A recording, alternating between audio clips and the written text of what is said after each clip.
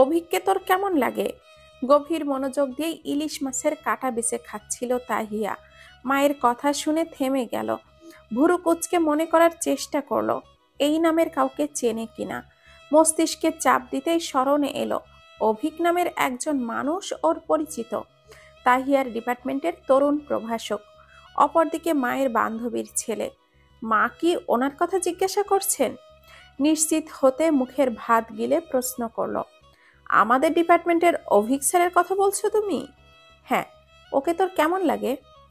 আগ্রহ ভরা চাহনিতে জানতে চাইলেন তাহিয়ার মা মাহমুদা খানম। স্যারের ব্যাপারে মায়ের আগ্রহ ভাব অদ্ভুত ঠেকল তাহিয়ার কাছে। মা হঠাৎ স্যারের কথা জানতে চাইছেন কেন? এমন প্রশ্ন হানা দিল মস্তিষ্কে। উত্তরটা জানা বাধ্যতামূলক। তার কৌতূহলী স্বর প্রশ্ন করেই বসল, তুমি হঠাৎ ওনার কথা জিজ্ঞাসা করছো কেন? থেমে খানিকটা হেয়ালি সুরে বলো, কারোর জন্য সম্বন্ধ টম্বন্ধ দেখছো নাকি তোমরা? মাহমুদা খানম ইতিবাচক সম্মতিতে হাসলেন। তার বাদামি মনির চোখ জোড়ার অন্তর্ভেদী দৃষ্টি মেয়ের পানে। এই পর্যায়ে খানিকটা অবাক হলো তাহিয়া। দাদা বাড়ি নানা বাড়ির বোনেদের মাঝে বিবাহযোগ্য তো কেউ নেই, তবে মা কার সাথে স্যারের বিয়ের কথা ভাবছেন? চিন্তার সাগরে ডুব দিয়েও সমীকরণ মেলাতে পারল না সে। স্যার রাশভারী গোছের মানুষ, কথা বলেন মেপে মেপে, প্রয়োজনের বাইরে কোনো কথাই বলেন না। সারাদিন মুখে গম্ভীরতার প্রলেপ মেখে ঘুরে বেড়ান। 2 বছরের শিক্ষা জীবনে স্যারকে হাসি মজা করতে দেখেনি সে। কার ঘাড়ে এমন একজন মানুষকে চাপাতে যাচ্ছেন জানতে কৌতূহলী হলো মন। সেই সাথে মেয়েটার আগত জীবনের কথা ভেবে আফসোসের ভারী পাল্লা ছুলো তার দুঃখী মন। সে আফসোসের সুরে বলল, আহারে বেচারি, মেয়েটার কথা ভেবে খারাপ লাগছে। সুন্দর একটা জীবন অকালে ঝরে যেতে চলেছে। তা কোন হতবাকির কপাল ফ্রাই করার প্রস্তুতি নিচ্ছ তোমরা 2 বান্ধবী মিলে? তাহিয়ার বিপরীতমুখী চেয়ারে বসে আছেন মাহমুদা। ডায়াবেটিসের কারণে রাতে ভারী খাবার খাওয়া মানা তার। 1 চামচ সবজি দিয়ে 2টো রুটি খেতে রাত পার করেন। রুটি খাওয়া শেষ তার। খাবার পর্বের সমাপ্তি টানতে পানি ভর্তি গ্লাসে চুমুক দিয়েছেন সবে। পানি পানের পুরো সময়টাই মেয়ের দিকে তাকিয়েছিলেন অপলক। তাহিয়ার কথায় তার শুভ্র রাঙা চেহারায় আমাবস্যা নামলো যেন। চোখের চাহনিতে বিরক্তির রেখা দেখা গেল, যা স্পষ্ট জানান দিচ্ছে মেয়ের কথা তার পছন্দ হয়নি। কথা শেষ করে তাহিয়ার উত্তরের আশায় মায়ের দিকে চাইল। চোখাচোখি হতেই দৃষ্টি সরালেন মাহমুদা। গ্লাস রেখে গম্ভীর ভঙ্গিমায় বসলেন। পরবর্তী কথা বলার আগে বেশ কিছুক্ষণ সময় নিলেন। ইতস্তভাবে ধীর কণ্ঠে বলেন, আমরা অভিকের সাথে তোর বিয়ের কথা নিয়েই ভাবছি। মায়ের কথাটা বজ্রধ্বনির মতো ধাক্কা খেল তাহিয়ার কানে। বিস্ময়ে হতভম্ব হয়ে গেল। চোখ বড় বড় করে অবিশ্বাস্য চাহনিতে চেয়ে রইল মায়ের দিকে। মিনিট 2 কথা বলতে পারল না, হাঁ করে তাকিয়ে রইল। মস্তিষ্ক গ্রহণ করতে পারছে না কথাটা। খানিক বাদে নিজেকে ধাতস্থ করে হতচকিত হয়ে বলে উঠল, কি মা, তুমি কি আমার সাথে মজা করছো? মাহমুদা ভুরু কুচকে বলল, তোর সাথে কি আমার মজা করার সম্পর্ক নাকি, যে বিয়ের মতো একটা ব্যাপার নিয়ে মজা করব? তাহিয়া অবাক স্বরে বলল, এসবের মানে কি তাহলে মা? মাহমুদার বাঁকা ভুরু জোড়া এবার সোজা হলো। কপালের বিরক্তির ভাঁজ সরে গেল। স্বরটা নেমে এলো নমনীয়তায়। নীলিমার সাথে আমার বন্ধুত্বটা প্রায় 3 দশকের। স্কুলে গড়া বন্ধুত্বটা আজও অমলিনী আছে। প্রায় বছর 10 আগে একদিন কথায় কথায় নীলিমা বলেছিল, তুই বড় হলে তোকে অভিকের বউ করে নিবে। আমি সেদিন হেসে উড়িয়ে দিয়েছিলাম। বলেছিলাম, আগে ছেলে মেয়েদের বিয়ের বয়স হোক, তারপর এইসব নিয়ে ভাবা যাবে। আমি ভেবেছিলাম নীলিমা নিছকই কথার ছলে কথাটা বলেছে। আমার ভাবনা ভুল প্রমাণ হলো তোর 18তম জন্মদিনের দিন। জন্মদিন অনুষ্ঠানে এসে নীলিমা সবার অগোচরে আমাকে ডেকে তোর বিয়ের কথা বলল। তারপর ব্যাপারটা বিশ্লেষণ করে দেখলাম আমি। তোর মামা চাচাদের সাথে কথা বললাম। অভিকের বিষয়ে খোঁজ খবর তারা নিয়ে সায় জানালো। অভিককে আমি ছোটবেলা থেকেই চিনি, বেশ চমৎকার ছেলে। ততদিনে তোদের কলেজের লেকচারার হিসেবে যোগদান করেছে। প্রতিষ্ঠিত ছেলে, ভদ্র, নম্রও বেশ। তাই আমিও আর আপত্তি জানাইনি। নীলিমার প্রস্তাব গ্রহণ করে নিজেদের মাঝে কথা বলে রেখেছিলাম, তোর বয়স 20 পেরোলেই তোদের বিয়ে দিয়ে দিব। এখন তোর বয়স 21 চলছে, তাই নীলিমা চাচ্ছে এবার বিয়েটা সেরে ফেলতে। বিস্ময়ের আকাশ ছুঁল তাহিয়া, দুই চোখের নেত্র পল্লব এক করতে ভুলে গেল। চোখ মুখ রাজ্যের চমক। তার এই 21 বছরের জীবনে এতটা ভয়ানক আর চমক প্রদত্ত সংবাদ সে শোনেনি ইতিপূর্বে। তার কানে বাজছে মায়ের বলা কথাগুলো। কিংকর্তব্য বিমূঢ় হয়ে বসে রইল তাহিয়া।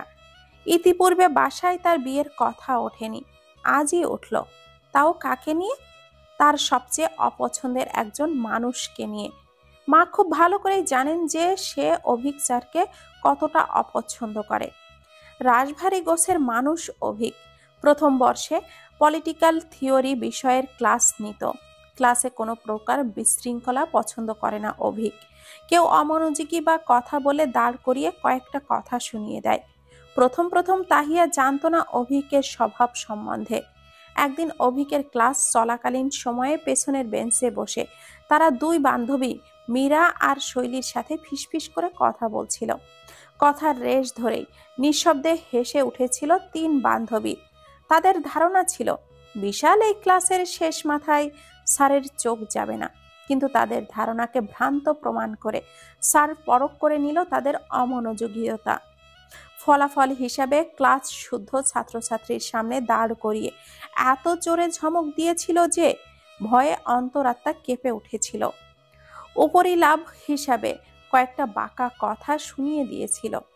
ভয়ে অপমানে চোখ দিয়ে বর্ষা নেমেছিল তিন বান্ধবীর। বাসায় এসে মায়ের কাছে কতই না নিন্দা করলো তাহিয়া, ভদ্র ভাষায় গালমন্দ আর অভিশাপও বাদ রাখেনি। এই ঘটনার রেশ ধরেই মাহমুদা অভিকের কথা বলতে নিলেই রেগে যেত তাহিয়া। ভয়ের কাতারে নাম লেখানোর পরও বিভিন্ন অনুষ্ঠানেও নীলিমার বাসায় যেত না তাহিয়া। আকস্মিক পুরানো ঘটনা স্মরণে এলো তাহিয়ার। এতে কি মা আন্দাজ করতে পারেননি অভিককে তার ভীষণ অপছন্দ? তবুও মা কিভাবে এত ভয়ানক পরিকল্পনা করতে পারল? অভিক স্যার কথাটা মনে আওড়াতেই এক হলদেটে ফর্সা সুঠাম দেহি পুরুষ অবয়ব ভেসে উঠল চোখের ক্যানভাসে। চোখ ভরা রাগ, মুখ ভরা গাম্ভীর্য। এই জাদ্রেল মানুষটার সাথে তাকে সারাটা জীবন কাটাতে হবে। অসম্ভব। ভাবনার সুতো ছিঁড়ে বাস্তবে পদার্পণ করলো তাহিয়া। বিস্ময়ী ভাব ঠেলে প্রতিবাদী সুরে বলে উঠল, অসম্ভব, আমি এই বিয়ে করতে পারবো না। তুমি আন্টিকে নিষেধ করে দাও। মাহমুদা ভুরু জোড়া কুঁচকে প্রশ্ন করলেন, কেন করতে পারবি না? আমাদের একটা ক্লাস নেয়, সেই ক্লাসকে হসপিটালের মর্গর মতো ভয়ানক বানিয়ে দেয় সে। ক্লাস নামক মর্গের সেই ডোমের সাথে সারাটা জীবন কাটাতে বলছো তুমি আমাকে? অসম্ভব। আমি ওনার সাথে 1 ঘন্টাও থাকতে পারবো না। সেখানে বিয়ের মতো বন্ধনে জড়িয়ে সারাটা জীবন কাটানো আমার পক্ষে সম্ভব নয়। আমি ওনাকে বিয়ে করব না, কোনোভাবেই না, দৃঢ়তার সাথে জানালো তাহিয়া। মেয়েকে বোঝানোর চেষ্টা করলেন মাহমুদা। অভিক দেখতে শুনতে বেশ, আচার ব্যবহারও ভালো, সব মিলিয়ে চমৎকার ছেলে। তোকে ভালো রাখবে তো।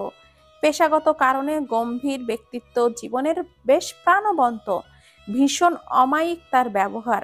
আমি ওকে ছোটবেলা থেকেই চিনি। পড়ার সূত্রে হোস্টেলে আর হলে পার করেছে বছরের পর বছর। তোর সাথে কখনো কলেজে আগে দেখা হয়নি, তাই তুই অন্য রূপ দেখিসনি, আমি দেখেছি। মাহমুদার কথা তাহিয়ার কাছে বিশ্বাসযোগ্য মনে হলো না। সে ভেবে নিল তাকে রাজি করানোর জন্য মা বানিয়ে বলছেন। স্যারের মতো জাদ্রের মানুষ কিনা প্রাণবন্ত? অসম্ভব। এই লোক তো হাসতেও জানে না। অধৈর্য হয়ে উঠল তাহিয়া। পাতে পানি ঢেলে হনহন করে নিজের রুমে চলে গেল সে। যাওয়ার আগে দৃঢ় গলায় বলে গেল, এই ব্যাপারটাকে এখানেই ইতি টানো মা। দ্বিতীয়বার এই নিয়ে আমার সাথে কথা বলবে না। আমি স্যারকে বিয়ে করতে পারবো না, না এখন আর না কখনো। শব্দযোগে দরজা লাগিয়ে বিছানায় বসে পড়ল তাহিয়া। এক রাশ বিস্ময় এসে ঘিরে ধরল তাকে। তার যেন বিশ্বাসই হচ্ছে না স্যারের সাথে তার বিয়ের কথা চলছে। পুরো বিষয়টা মাথার ওপর দিয়ে যাচ্ছে। তার অগোচরে কত বড় ষড়যন্ত্র চলছিল তাকে নিয়েই। অথচ সে টের অবধিও পায়নি। মা কিভাবে পারল এত বড় কথাটা লুকাতে? এমন প্রশ্ন মস্তিষ্কে হানা দিতেই কপালে চিন্তার ভাঁজ পড়ল তার।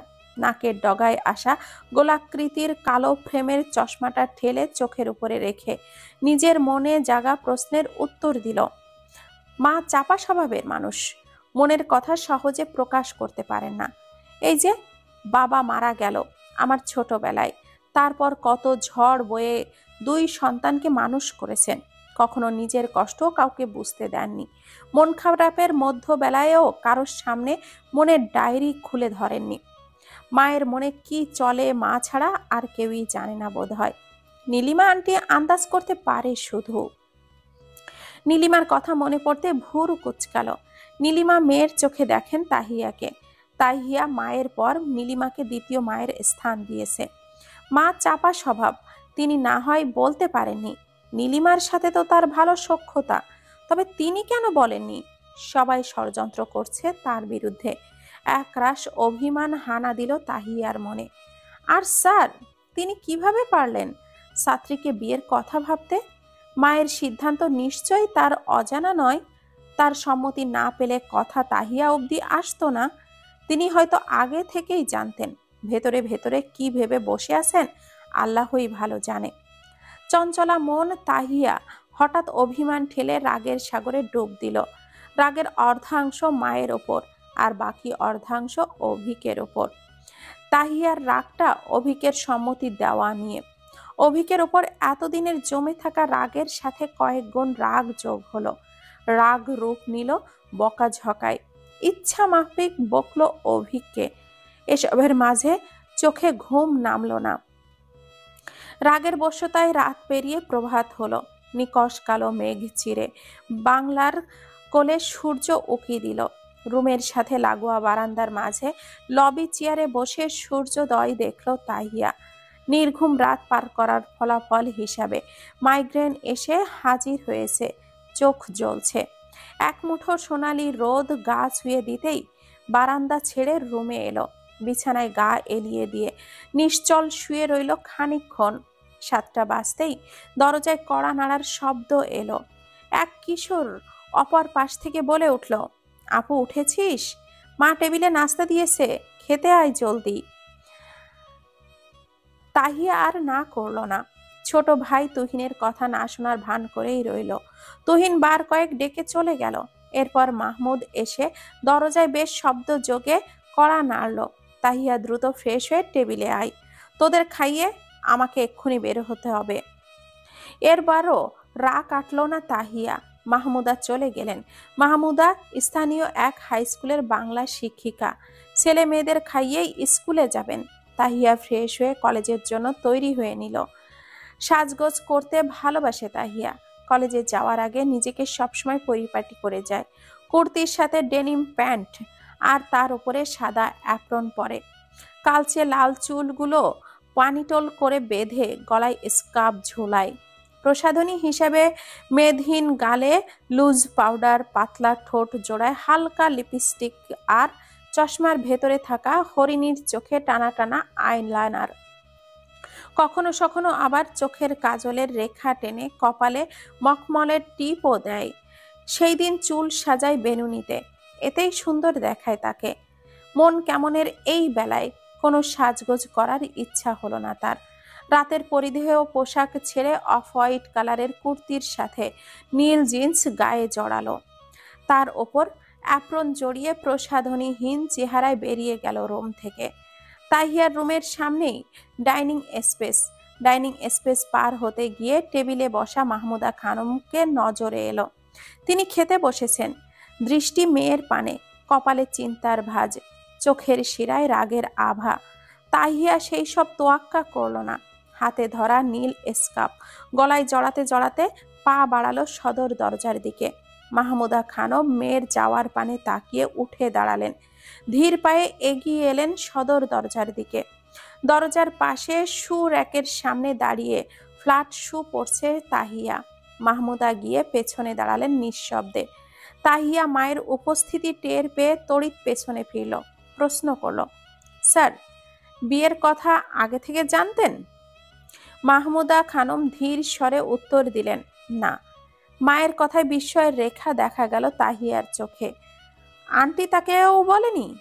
মেয়ের চোখে ভাষা প্রশ্ন পড়ে নিজেই মাহমুদা খানম বললেন, তোদের বিয়ের প্রস্তাব পাকাপোক্তভাবে গ্রহণযোগ্য হয়েছে বছর 2 আগে। তখন তুই অভিকে ডিপার্টমেন্টে ভর্তি হয়ে গিয়েছিস। বিয়ে ঠিক জানতে পারলে হয়তো তোদের মাঝে প্রেমময় একটা সম্পর্ক তৈরি হতো। তোরা যেহেতু একই ডিপার্টমেন্টের শিক্ষক আর ছাত্রী, তোদের প্রেমময় সম্পর্কের কথা জানাজানি হলে শিক্ষক ছাত্রীর মধ্যকার সম্মানজনক সম্পর্ক নষ্ট হতো। অভিকে রেপুটেশনে দাগ লেগে যেত। আমি বা নীলিমা কেউই সেটা চাইনি। ছাত্রী শিক্ষকের মাঝে বিবাহপূর্ব কোনো সম্পর্ক গড়ে উঠুক, তাই তোদেরকে জানানো হয়নি। সরাসরি বিয়ের কথা জানানো হয়েছে। অভিককে 2 দিন আগে বলছে নীলিমা। মন মাঝে স্বস্তির মৃদু বাতাস বয়ে গেল তাহিয়ার। ইতিবাচক উত্তর হলে সে মানতে পারত না। কিছুটা সময় নীরবতায় গা মারিয়ে প্রশ্ন করলো, স্যার সম্মতি দিয়েছে বিয়েতে? হ্যাঁ, নিজের ভালো মন্দ সবাই বোঝে, একমাত্র তুই কেবল অবুঝ। কিছুটা রাগ কিছুটা বিরক্তির সাথে বললেন মাহমুদা। কমে আসা রাগের শিখা আবারও জ্বলে উঠল তাহিয়ার ভেতর। স্যার কেন সম্মতি দিল? ছাত্রীকে বিয়ে করার কথা ভাবছে, কতটা নির্লজ্জ! এমন ভাবনা থেকে স্পষ্ট জানালো, আমার ভালো স্যারকে নিয়ে বিয়ে না করার মাঝেই। তাই আমি বিয়েতে অমত জানাচ্ছি। স্যারের সাথে আমার ভালো আটকে থাকলে সেই ভালো আমার দরকার নেই। আমি খারাপের ভালোই আছি। যত যাই হোক, বিয়ে করব না মিস স্যারকে, কোনোভাবেই না। আসছি। দ্রুত দ্রুত বেগে বেরিয়ে গেল তাহিয়া। মাহমুদা খানম সিঁড়ির দিকে চেয়ে এক নীরব দীর্ঘশ্বাস ছাড়লেন। মনে পাথর চাপা পড়া সব দুঃখ যেন উপচে পড়ল সেই নিঃশ্বাসে। বাদামি চোয়ালে রাগের আভা ছড়িয়ে কলেজে গেল তাহিয়া। সেই ইংরেজি বিষয়ে স্নাতক 2য় বর্ষে অধ্যয়নরত আছে।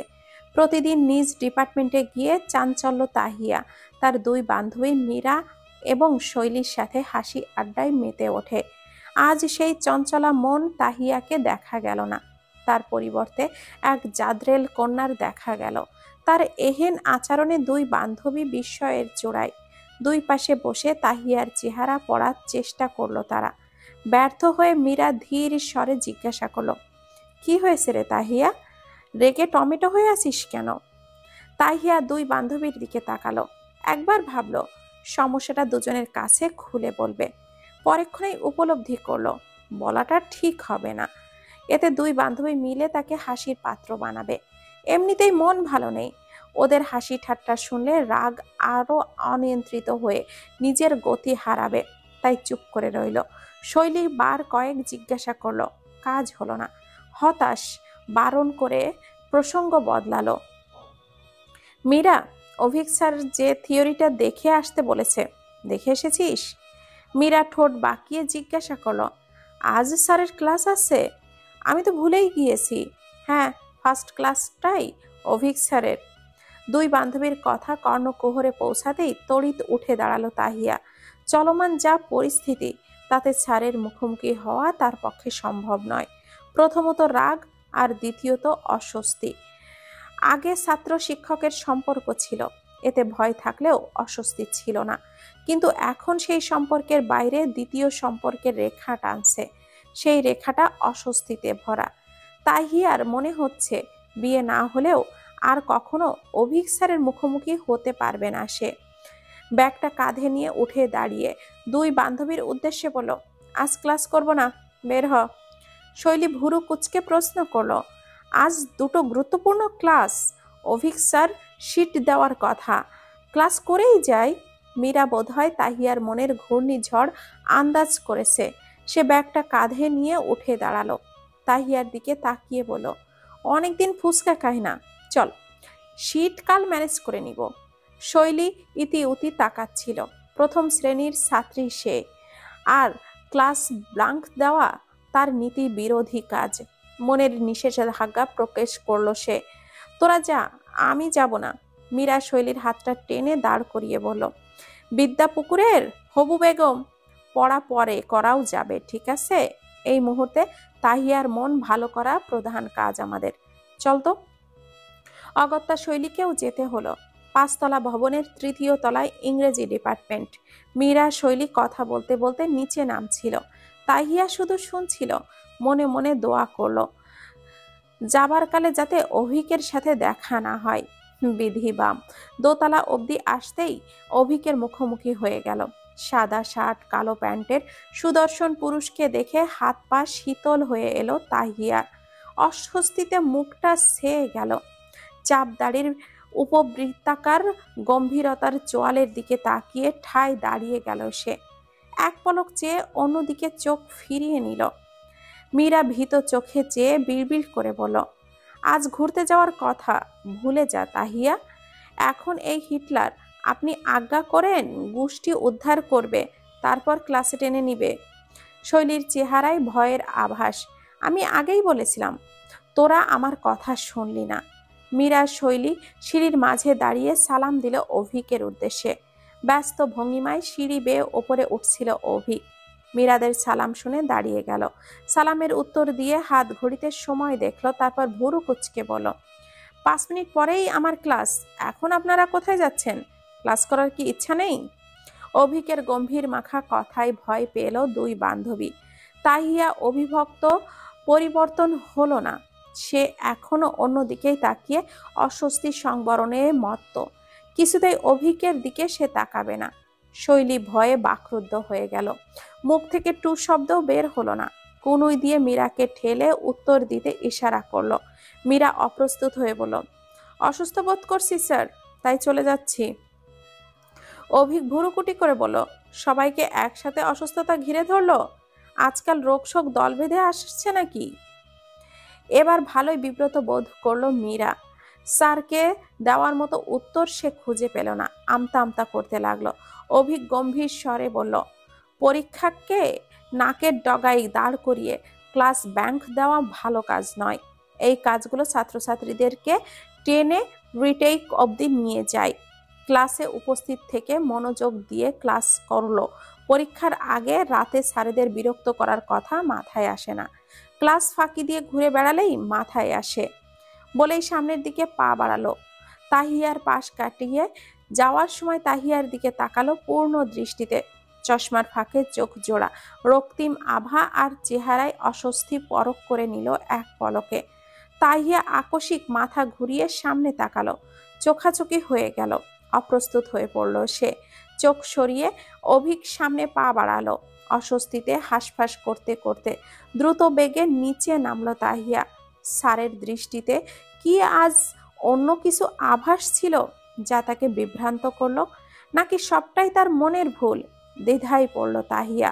অভিক চলে যেতেই তাহিয়া রাগে ফোঁসফোঁস করে বলল, হিটলার স্যার শুধু রাগেই নয়, সাথে ভীষণ চতুরও। কিভাবে ধরে ফেলল? জিয়াউল স্যারকে এই অজুহাত দিয়ে কত আর পেয়ে গিয়েছে সে। আর এই হিটলার সব টের পেয়ে ভদ্র ভাষায় অপমান করে গেল। ভয়ঙ্কর রকমের চালাক এই লোক। বস্তুত সারা বছর ক্লাস ব্যাংক দিয়ে ফার্স্ট ইয়ারের থিওরি পরীক্ষার আগের রাতেই অভিককে কল করে সাজেশন চেয়েছিল মীরা। সাজেশন তো দেয়নি, উল্টো কটা কথা শুনিয়ে ফোন রেখেছিল অভিক। ফলাফল হিসাবে মীরার থিওরিতে ফেল এসেছে, তাহিয়ারও এসেছে। পাশ করেছে শুধু শৈলী। এইসব নিয়ে সুযোগ পেলে টিপ্পনি কাটে অভিক, বিশেষ করে ক্লাসে অমনোযোগী থাকলে। অভিকের টিপ্পনিতে রাগে অগ্নিশর্মা মীরা ফোঁসফোঁস করতে করতে বলল, আমার মতো এক নিরীহ মেয়ের অভিশাপে এই হিটলারের জীবনেও ভালো হবে না। বইয়ের হাতে মার খাবে সব সময়। আমাদের টিপ্পনি কাটে তো দেখবি, এই স্যারের বউ হবে ব্যাক বেঞ্চার, প্রতি বছর ফেল করবে, স্যারের মান সম্মান ডুবাবে। বউকে সারাদিন পড়ার টেবিলে বসিয়ে রেখে পড়াগুলো খাইয়েও পাশ করাতে পারবে না। তখন স্যার কপাল চাপড়াবে। স্যারের বউ হবে পৃথিবীর সবচেয়ে রাগী গম্ভীর জল্লাদ মহিলা। ওই মহিলা স্যারকে নাকে দড়ি বেঁধে নাচাবে। যত রকমের অত্যাচার আছে সব করবে। বউয়ের রাগে চাপা পড়ে থাকবে সব সময়, টু শব্দটাও করতে পারবে না। আর রান্না বান্না হবে জঘন্য। বউয়ের রান্না খেয়ে স্যার ছোট ঘর বড় ঘর দৌড়াদৌড়ি করবে। আমার মতো নিরীহ মানুষদের দোয়া কবুল হবে, দেখে নিস। শৈলী ভুরু কুঁচকে প্রশ্ন করলো, স্যারের বইয়ের কি দোষ? বেচারিকে অভিশাপ দিচ্ছিস কেন? মীরার অভিশাপ শুনে হঠাৎ তাহিয়া শটান দাঁড়িয়ে গেল। চেহারায় অস্বস্তি আর রাগের রেখা সরে গিয়ে আতঙ্কের রেখা দেখা দিল। মনে প্রশ্ন জাগলো, স্যারের সাথে যদি তার বিয়ে হয় তবে সেও এত খারাপ হয়ে যাবে? ডিপার্টমেন্টের সবার অভিশাপ স্যারের বইয়ের উপর। স্যারের সাথে বিয়ে হলে সেই অভিশাপে তাহিয়া শেষ হয়ে যাবে। তার পরিণতি মীরার বলা স্যারের বইয়ের মতোই হবে। অসম্ভব, স্যারকে বিয়ে করা যাবে না, কোনোভাবেই না। তাহিয়া আতঙ্কিত গলায় বিড়বিড় করে বলল, আল্লাহ রক্ষা করো। ক্লাস পালিয়ে 3 বান্ধবী সারা বেলা ঘোরাঘুরি করলো। মাগরিবের আজান পড়তেই বাসার দিকে রওনা হলো। এর মাঝে মায়ের নাম্বার থেকে গোটা 20 ফোন এসেছে। ক্লাস পালিয়ে 3 বান্ধবী সকালবেলা ঘোরাঘুরি করলো। মাগরিবের আজান পড়তেই বাসার দিকে রওনা হলো। এর মাঝে মায়ের নাম্বার থেকে গোটা 20 ফোন এসেছে। সে বরাবরই কেটে দিয়েছে। সকালবেলা ঘোরাঘুরিতে মনটা কিছুটা প্রসন্ন হয়ে উঠেছিল। বাসায় ঢুকতেই সেই প্রসন্নতা কেটে গেল। ড্রয়িং রুমে বসা মানুষ দুটোকে দেখে চেহারার রং বদলালো। ফ্যাকাশে চেহারায় ভয়ের আভা দেখা গেল। যখন জানতে পারলো পরের দিন তার বাগদান, অভিক পরিবার সমেত এসে আংটি পরিয়ে যাবে, শুনে অন্তর আত্মা কেঁপে উঠল তাহিয়ার। ড্রয়িং রুমে বসে আছেন তাহিয়ার মামা ফিরোজ খান। মাহমুদার জরুরি তলব পেয়ে রাজশাহী থেকে ছুটে এসেছেন তিনি। বোনের সাথে আলাপ আলোচনা শেষে তাহিয়াকে বোঝানোর মনস্থির করলেন। তাহিয়াকে দেখে প্রসন্ন হেসে বলেন, এসেছিস তুই? যা ফ্রেশ হয়ে আয়, মামা ভাগ্নি আলাপ করব কিছুক্ষণ। আকস্মিক মামার আগমনে অবাক হলো। তাহিয়া আন্দাজ করলো তাকে বিয়েতে রাজি করানোর জন্যই ফিরোজ খানকে ডেকে এনেছে মাহমুদা। এই কাজটা মাহমুদা প্রায়শ করেন। তাহিয়া মায়ের কোনো সিদ্ধান্তে বিরুদ্ধাচরণ করলে মামা অথবা নীলিমাকে দিয়ে বুঝিয়ে রাজি করান। বিয়ের ব্যাপারে নীলিমার সম্পৃক্ততা থাকায় তাকে বাদ দিয়ে ফিরোজ সাহেবকে এনেছেন। তাহিয়া বুঝতে পারল তার মা আটঘাট বেঁধেই নেমেছেন। তাকে রাজি করানোর কোনো পথ বাকি রাখেন নেই। একটা দীর্ঘশ্বাস ছেড়ে রুমের দিকে পা বাড়ালো তাহিয়া। যেতে যেতে ছক কষল মামা বিয়ের কথা উঠালে কিভাবে মামাকে বুঝিয়ে বিয়ে ক্যান্সেল করবে। ফ্রেশ হয়ে আসতেই ফিরোজ সাহেব আলতো স্বরে বিয়ের কথা উঠালেন। তাহিয়ার অমত পোষণ করার কারণ জিজ্ঞাসা করলেন। তাহিয়ার জবাব যেন জিহবার আগাই সাজানো ছিল। তড়িৎ জবাব উপস্থাপন করল, উনি আমার স্যার। ছাত্রী শিক্ষকের সম্পর্ক কিভাবে স্বামী স্ত্রীতে রূপ নিবে আমি তেমন কিছুই ভাবতে পারছি না। ফিরোজ সাহেব হেসে বলেন, এই সামান্য কারণ? শোন, ছাত্রী শিক্ষকের মাঝে প্রণয় হওয়াটা অশোভন। এতে ছাত্রী শিক্ষকের মাঝে পবিত্র সম্পর্কটা নষ্ট হয়। কিন্তু পরিণয়ের ক্ষেত্রে ব্যাপারটা সম্পূর্ণ ভিন্ন। পরিণয় একটি পবিত্র বন্ধন। এতে গায়রে মাহারাম যে কোনো ছেলে মেয়ে আবদ্ধ হতে পারে। এতদিন অভিককে স্যারের দৃষ্টিতে দেখেছিস, সম্মান করেছিস, এখনো সম্মান করবি, সাথে দৃষ্টি কোমল করবি। দেখবি সব ঠিক হয়ে গেছে। সম্পর্কটা নিয়ে ভাব। অভিকের সাথে কলেজের বাইরে কিছুদিন দেখা সাক্ষাৎ কর। ব্যক্তিগত জীবনে অভিককে চেনার চেষ্টা কর। দেখবি তোর আপত্তি থাকবে না। অভিককে পুরো 1 বছর অবজার্ভ করেছি আমি। ওর কোনো খারাপ দিক আমার চোখে পড়েনি।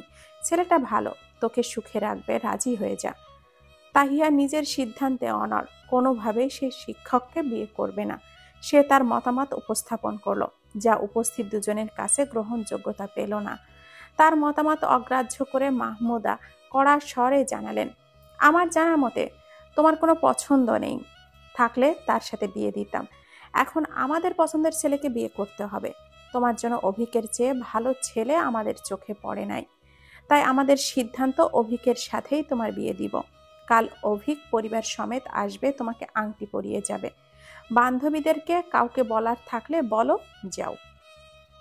পছন্দের কথা আসায় তড়িৎ এক যুবকের অবয়ব চোখে ভাসল তাহিয়ার। স্মরণে এলো একটাই নাম, রেহান। তাহিয়া রেহানের স্মৃতিতে ডুব দিল। ক্লাস 10-এ পড়াকালীন সময়ে অঙ্ক প্রাইভেট পড়াতো তাহিয়ার। সেই স্যারের কাছে প্রাইভেট পড়তো। সেই স্যারের কাছে প্রাইভেট পড়তো রোহানও। সে তখন দ্বাদশ শ্রেণীতে পড়তো। প্রাইভেটে যাওয়া আসার পথে প্রায়শ দেখা হতো। শুভ্রবর্ণের ছেলেটাকে প্রথম দেখায় ভালো লেগেছিল তাহিয়ার। প্রথম প্রেম এসেছিল সেই শরতে। দেখা হলেই লাজুক হাসতো। ছেলেটাও হাসতো। বোধহয় সেও পছন্দ করত তাহিয়াকে। আগ বাড়িয়ে কথা বলতে আসতো। মাধ্যমিক পরীক্ষার 15 দিন আগে হুট করেই একদিন প্রপোজ করে বসে রোহান। খুশিতে লাফিয়ে উঠেছিল তাহিয়া। পরীক্ষার মাথার ওপর থাকায় তৎক্ষণাৎ সম্পর্কে জড়ানো অনুচিত বলে মনে হলো তার। ভেবেছিল পরীক্ষা শেষ হলে রেহানকে হ্যাঁ বলে দিবে। এমন ভাবনা থেকে রেহানকে জানালো সে ভেবে জানাবে। তার ভাবনা শেষ হলো পরীক্ষার পর। তার ভাবনা শেষ হতে হতে রেহান অস্তিত্ব বিলীন হয়ে গেছে। এত খুঁজেছে, কোনোভাবেই খোঁজ পায়নি। তার বন্ধুদের জিজ্ঞাসা করে জানতে পারলো হুট করে রেহানের বাবা মারা যায়। বাবার লাশ নিয়ে গ্রামে গিয়েছে, আর ফিরে আসেনি। তারা কেউই রেহানের গ্রামের বাড়ির ঠিকানা জানে না। পরীক্ষাও দেয়নি সেই বছর। তারপর থেকে রেহানের আশায় পথ চেয়েছিল যদি দেখা পায়, কিন্তু বরাবরই হতাশাকে বরণ করতে হলো তার।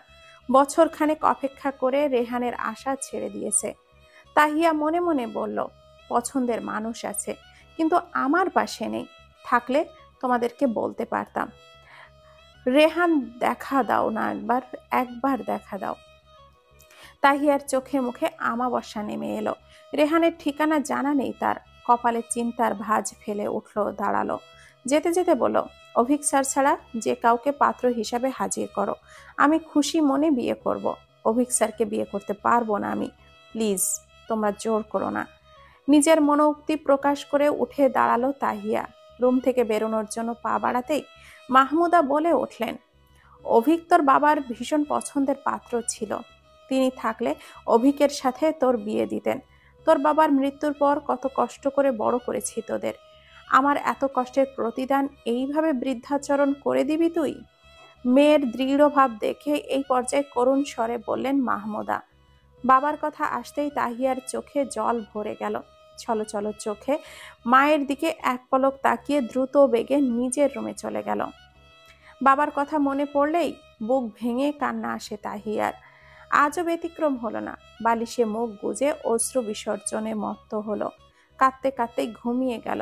ঘুম ভাঙল রাত 9টার দিকে। চোখ খুলেই সন্ধ্যার ঘটনা মনে হলো। সর্বপ্রথম মাথায় এলো কাল স্যার আসার আগে সম্বন্ধটা ফেরাতে হবে। মায়ের ভাব ভঙ্গিমায় বলা যায়, হাজার বললেও তিনি মেয়ের কথা আমলে নিবেন না। অভিকের সাথে বিয়ে দিয়েই তিনি ছাড়বেন। মাকে মানানোর ব্যর্থ চেষ্টা বাদ দিল তাহিয়া। একবার ভাবলো নীলিমাকে বলবে। পরেক্ষণে মনে হলো মাহমুদার মতো তিনিও তো মানবেন না হয়তো। তাহিয়ার হুট করেই মনে পড়ল অবনীর কথা। অবনী অভিকের বড় বোন। তাহিয়ার সাথে অবনীর বেশ কয়েকবার দেখা হয়েছে। খানিক ভাব আদান প্রদানও হয়েছে দুজনার মাঝে। আচ্ছা, তাকে বুঝিয়ে বললে কেমন হয়? অবনী হয়তো নীলিমাকে বুঝিয়ে বিয়েটা আটকাতে পারবে। এমন ভাবনা থেকে ফোন হাতে নিয়ে অবনীর নাম্বারটা ডায়াল করলো। বার কয়েক রিং হওয়ার পর রিসিভ হলো। ফোন ধরেই অবনী চঞ্চল গলায় ভালো মন্দ জিজ্ঞাসা করলো। তাহিয়া উত্তর দিল। কুশল বিনিময় শেষে অবনী বলল, তোর গলাটা কেমন যেন শোনাচ্ছে, সব ঠিকঠাক আছে তো? তাহিয়া আর নিজেকে দমিয়ে রাখতে পারলো না, কাতর স্বরে বলল, আপু, মাকে একটু বোঝাও না। কোন ব্যাপারে? মা দুদিন ধরে কি সব বিয়ের আলাপ করছেন, বলছেন স্যারের সাথে নাকি আমার বিয়ে ঠিক করেছেন তারা। ভালো লাগছে না এইসব। বিয়েতে মত নেই তোর? অবাক হয়ে জিজ্ঞাসা করলো অবনী। তাহিয়া তড়িৎ উত্তর দিল, না। তুই আন্টিকে জানিয়েছিস? হ্যাঁ, মাকে জানানোর পর মা মামাকে ডেকে এনেছেন। দুজনে মিলে ইমোশনাল ব্ল্যাকমেল করেছেন আমায়। সেই সাথে বলেছেন কাল নাকি আংটি বদল হবে। আমি কিছুই বুঝতে পারছি না। তুমি আন্টিকে বোঝাও না যাতে করে বিয়েটা ভেঙে দেয়। প্লিজ আপু, আমি স্যারকে বিয়ে করতে পারবো না। কাতর গলায় আকুতি করলো তাহিয়া। অবনী ড্রয়িং রুমের সোফায় বসে তার বছর 6 ছেলে অয়নকে পড়াচ্ছে। অয়ন ক্লাস 1-এ পড়ে। অভিকের বিয়ে উপলক্ষে আজ সকালে বাবার বাসায় এসেছে ছেলেকে নিয়ে মায়ের বাসায়। অয়নের স্কুল মিস হয়েছে আজ। অয়নের সহপাঠী থাকে পাড়া থেকে জেনে নিয়ে ক্লাসের পড়া শেষ করাচ্ছে ছেলেকে। পড়ানোর ফাঁকে ফোনে কথা বলছিল। তাহিয়ার কাতর কথা শুনে নড়ে চড়ে বসলো সে। কপালে চিন্তার ভাঁজ স্পষ্ট তার। কাল আংটি বদল, আর আজ পাত্রী বেঁকে বসে আছে। চিন্তার ব্যাপার। অয়নের বইটা বন্ধ করে বলল, আজ আর পড়া লাগবে না, যা। খুশিতে ডগমগ্ন হয়ে সবাইয়ের ঘরে গিয়ে টিভি ছেড়ে দিয়ে বসে পড়ল অয়ন। সেই দিকে চেয়ে হাঁপ ছাড়ল অবনী।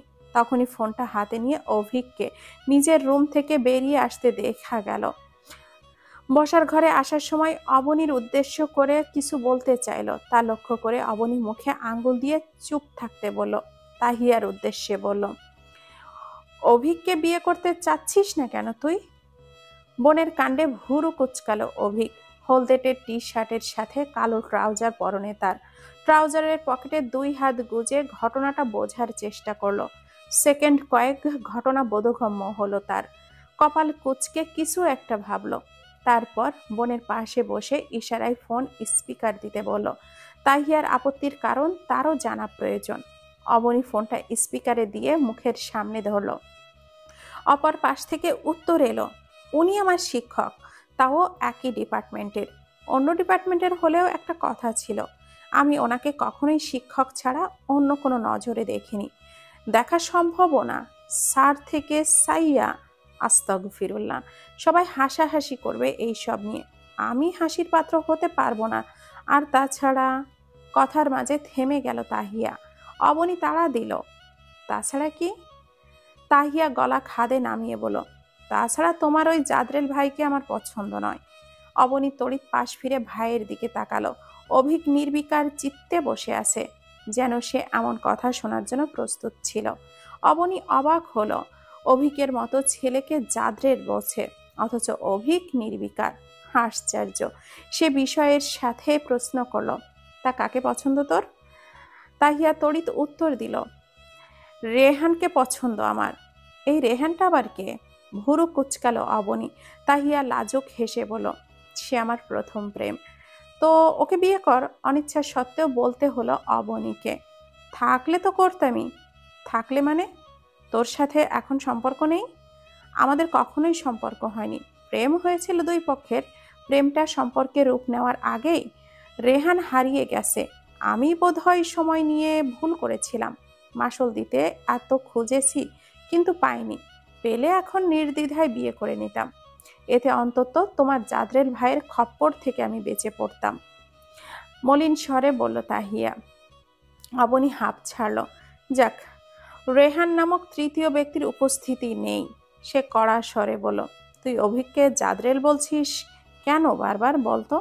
শুধু জাদরেল না, আমাররা তো আরো অনেক কিছুই বলি, শুধু ছাড়ের বোন বেধায় তোমাকে বলতে পারছি না, তাই ভালো শব্দ উচ্চারণ করছি, ব্যঙ্গাত্মক গলায় বলে উঠল তাহিয়া।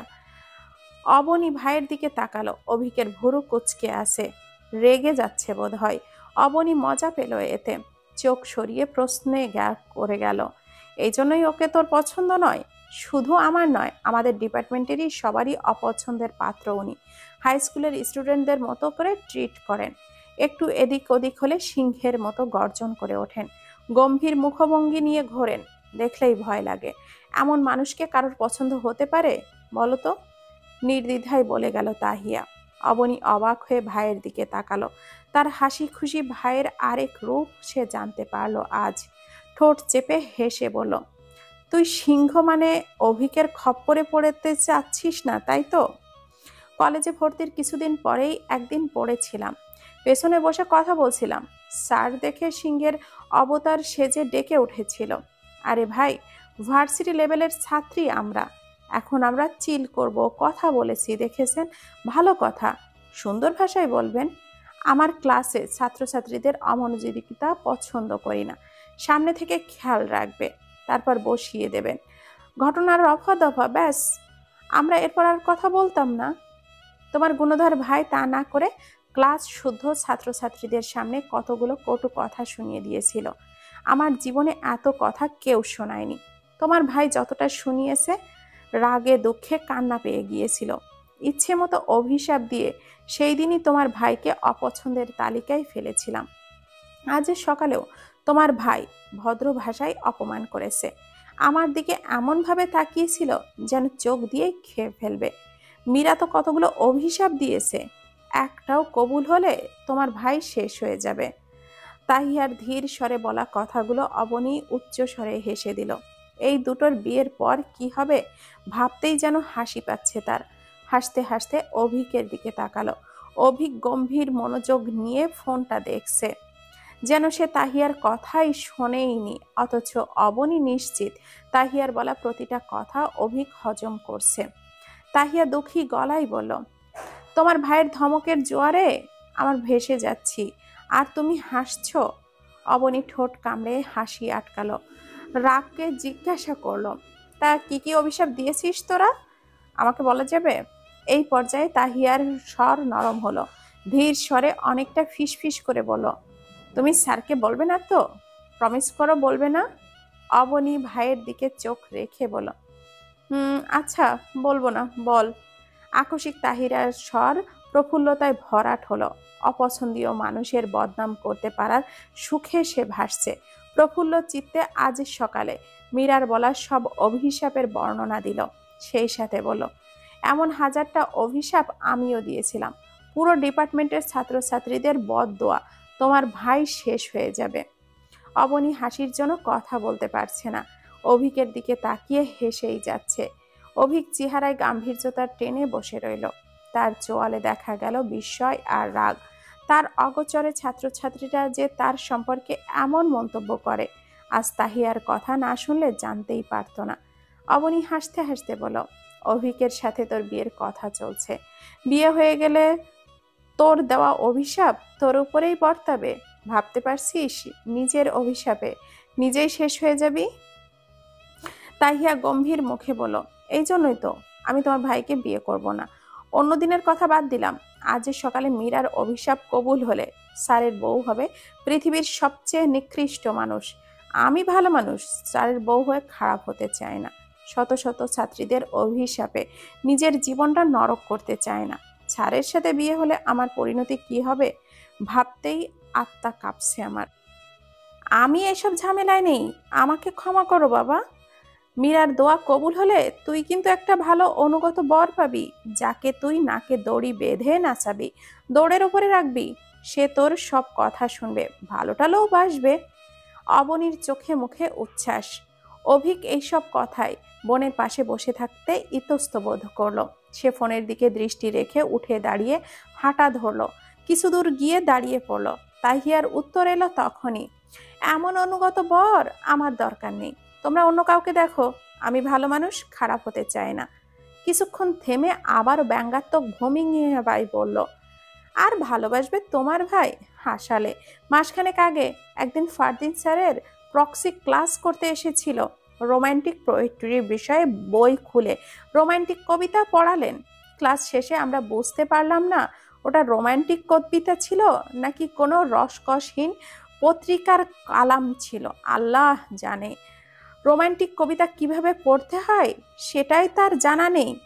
তার দ্বারা আর যাই হোক, ওইসব প্রেম ভালোবাসা কখনোই হবে না। অবনী এবার বলে উঠল, একদিন আমাদের বাসায় আয়, পেশাগত জীবনের বাহিরে প্রাণবন্ত অভিকটাকে দেখে যাস। হয়তো প্রেমে ট্রেমেও পড়ে যেতে পারিস। এমন বিপজ্জনক মানুষের প্রেমে পড়তে চাই না আমি, বিয়েও করতে চাই না। মাকে বোঝাতে পারছি না, প্লিজ আপু তুমি আন্টিকে বোঝাও। আন্টি যেন প্রস্তাবটা ফিরিয়ে নেয়, আর কাল যেন আংটি বদলের উদ্দেশ্যে না আসেন। হাসি থামিয়ে গম্ভীর হলো এবার অবনী। কিছু সময় ভেবে উত্তর দিল, আমি মাকে বলবো আন্টির সাথে কথা বলতে, তুই একবার অভিকের সাথে কথা বলে নিস। অসম্ভব, আমি স্যারের সাথে কথা টথা বলতে পারবো না, তাই তো তোমায় কল করলাম। হকচকিয়ে উত্তর দিল তাহিয়া। অবনী প্রশ্নবিদ্ধ স্বরে বলল, কেন পারবি না শুনি? তোমার সঙ্গীন ভাইকে দেখলেই ভয় লাগে, কথা বলা তো দূরের কথা। আমি পারবো না। পারলে তুমি স্যারকে বলে দিও বিয়েতে আমার মত নেই, স্যার যেন বিয়ে ভেঙে দেয়। না হলে দেখা গেল আমার অভিশাপে তোমার ভাইয়ের সাথে আমার বাক্য সম্পূর্ণ করতে পারল না তাহিয়া।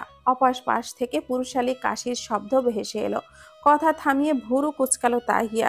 শটটা অবনীর নয়, তাহলে কে? আঙ্কেল তো এখনো বাইরে থেকে ফেরার কথা না, তবে কে? নীলিমা আন্টিদের বাসায় পুরুষ বলতে দুইজনই, আঙ্কেল আর স্যার। তার মানে এটা স্যার? স্যার সব শুনে নিয়েছেন?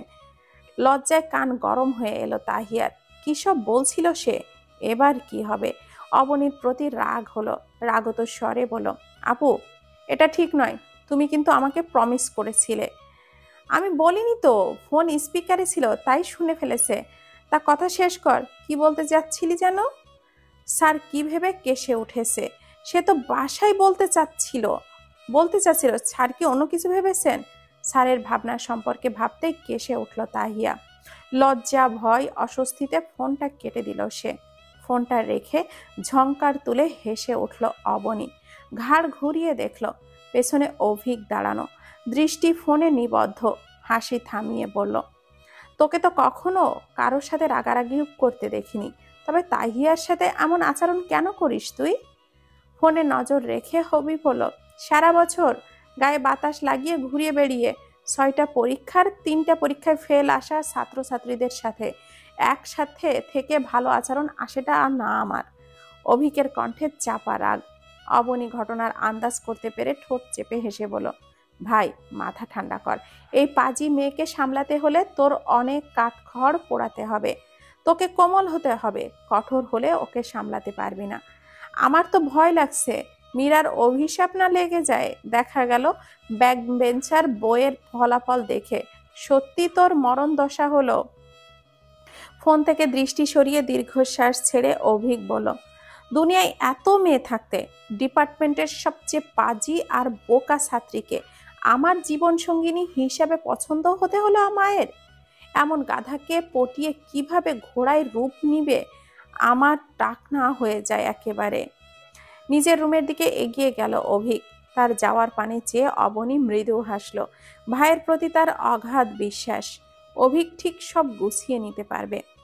আকাশের বুকে লক্ষ লক্ষ তারার মেলা বসেছে।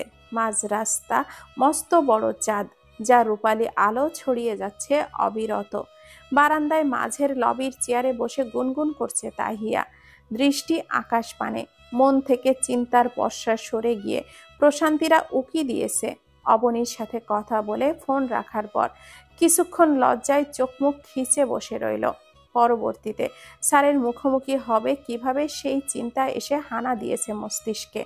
খানিক বাদে হঠাৎ মনে হলো অভিক শুনেছে, ভালোই হয়েছে। এত সব শুনে নিশ্চয়ই স্যার বিয়ে করতে রাজি হবে না, নিজে থেকেই বিয়েটা ভেঙে দিবেন। এমন ভাবনা মনে উকি দিতেই খুশির রেখা দেখা গেল চেহারায়। মন থেকে চিন্তা সরে গিয়ে প্রফুল্লতায় মেতে উঠল। বিয়ে ভাঙার সংবাদের অপেক্ষায় রইল সে। আরামদায়ক ঘুমের রাত পার করলো। ঘুম ভাঙলো মায়ের ডাকে। চোখ খুলে ভাবলো এতক্ষণে নিশ্চয়ই স্যার বিয়ে ভেঙে দিয়েছেন। মা সেই খবর দিতেই জাগাচ্ছেন। তড়িৎ লাফিয়ে উঠে দরজাটা খুলল। মায়ের ফ্যাকাশে মুখ দেখার অপেক্ষায় সে ছিল, কিন্তু মায়ের পরবর্তীতে দরজায় দাঁড়ানো অবনীর চঞ্চল চেহারা নজরে এলো তার। তাহিয়া অবাক হয়ে বলল, আপু তুমি? আমার একমাত্র ভাইয়ের একমাত্র বিয়ের আংটি বদল, আর আমি আসবো না? হকচকিয়ে তাহিয়া বলল, কিসের আংটি বদল? আমি বিয়েতে রাজি নই। তুমি আংটি কাকে পরাবে শুনি? অবনী রুমে ঢুকে খাটে এসে বসলো। তারপর মলিন স্বরে বলল, মাকে বুঝিয়েছি, কাজ হয়নি, উল্টো ধরে বেঁধে এখানে নিয়ে এসেছে। আজ বাগদান হবে তোদের। তাহিয়া করুণ গলায় বলল, স্যার কিছু বলেনি? অবনী কথা ঘুরিয়ে বলল, অভিক আসেনি, শুধু আমি আর মা এসেছি। অবনীর কথা তাহিয়ার কর্ণকুহরে পৌঁছালো কিনা বোঝা গেল না। নিশ্চয়ই একেবারে বসে রয়েছে। তাহিয়াকে পরখ করে উঠে দাঁড়ালো অবনী। খাটে বসে পাশে বসালো, মাথায় হাত বুলিয়ে বলল, অভিক প্রাণবন্ত ছেলে, পেশাগত কারণে গম্ভীর শুধু। মুদ্রার এপিট ওপিটের মতো ওর অন্য রূপও আছে। এক রূপ দেখে পুরোটা বিচার করিস না। পেশাগত জীবনের বাহিরে অভিককে চেনার চেষ্টা কর, দেখবি তোর ধ্যান ধারণা পাল্টে যাবে। তাও যদি তোর মনে হয় বিয়েতে তোর মত নেই, তবে বিয়ে ভেঙে দিস। বাগদান মানেই তো আর বিয়ে নয়। বাগদানের পর বিয়ে ভাঙা যায়, এমন কোনো ঝামেলা করিস না। সময় নে, এর মাঝে আমি মা আন্টি আরো বোঝানোর চেষ্টা করব। মন খারাপ করিস না। তাহিয়া শূন্য চোখে তাকালো অবনীর দিকে। অবনী ফোনটা বেজে উঠল তখন। রিসিভ করে সেকেন্ড 10 কথা বলল। তারপর ফোনটা তাহিয়ার দিকে বাড়িয়ে দিয়ে বলল, নে, অভিক কথা বলবে তোর সাথে। ভয়ে আত্মা কেঁপে উঠল তাহিয়ার। স্যার কি কথা বলবেন? কাঁপন ছড়িয়ে গেল সারা গতরে। কাপা কাপা স্বরে বলল, কি কথা বলবে? তাহিয়ার কথা জড়িয়ে গেল। উত্তরে তাহিয়ার হাতে ফোনটা ধরিয়ে দিয়ে অবনী বলল, তুই শুনে দেখ কি বলতে চাই অভিক, তোরা কথা বল। আমি দেখি অয়ন কি করছে। রুম থেকে বেরিয়ে গেল অবনী। কিছুক্ষণ অসাড় হয়ে বসে থেকে ফোনটা কানে তুলল তাহিয়া। কেমন পুরুষালী স্বর ভেসে এলো যেন। তাহিয়া আছো? ভয়ে হৃৎপিণ্ড লাফিয়ে উঠল তাহিয়ার। অভিক সবসময় আপনি সম্বোধন করে, আজ হঠাৎ করে তুমি সম্বোধন করায় খানিকটা ভড়কে গেল। অস্বস্তিতে ছেয়ে গেছে মুখ, স্বর যেন হরতাল ডেকেছে। রাটাও বের হচ্ছে না। সে কথা বলতে পারল না। নিজের উপস্থিতি জানান দিতে গলা খাকারি দিল। অভিক লম্বা শ্বাস টেনে কোনো ভনিতা ছাড়াই বলল, ছাত্রী ছাড়া তোমাকে বিশেষ নজরে ইতিপূর্বে দেখা হয়নি আমার। ছাত্রীকে বিয়ে করার ব্যাপারে খানিকটা আপত্তি ছিল আমার। মাকে আমি ভীষণ ভালোবাসি। মা আমার জীবন সঙ্গিনী হিসাবে তোমাকে বেছে নিয়েছেন।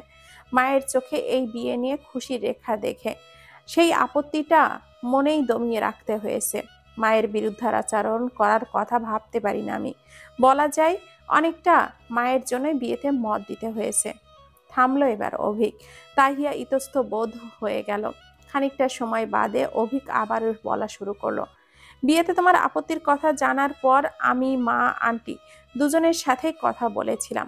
তোমার আপত্তির কথা শুনে মা আজকের বাগদান বাতিল করতে চেয়েছেন, কিন্তু আন্টির আপত্তির জন্য পারেননি। আন্টি দৃঢ়তার সাথে জানিয়েছেন আজ বাগদান হবে। তার সিদ্ধান্তের পেছনে যুক্তিও দাঁড় করিয়েছেন, যা আমি তোমাকে বলতে চাচ্ছি না। আন্টির জোরাজুরিতে আজ মাকে যেতে হলো।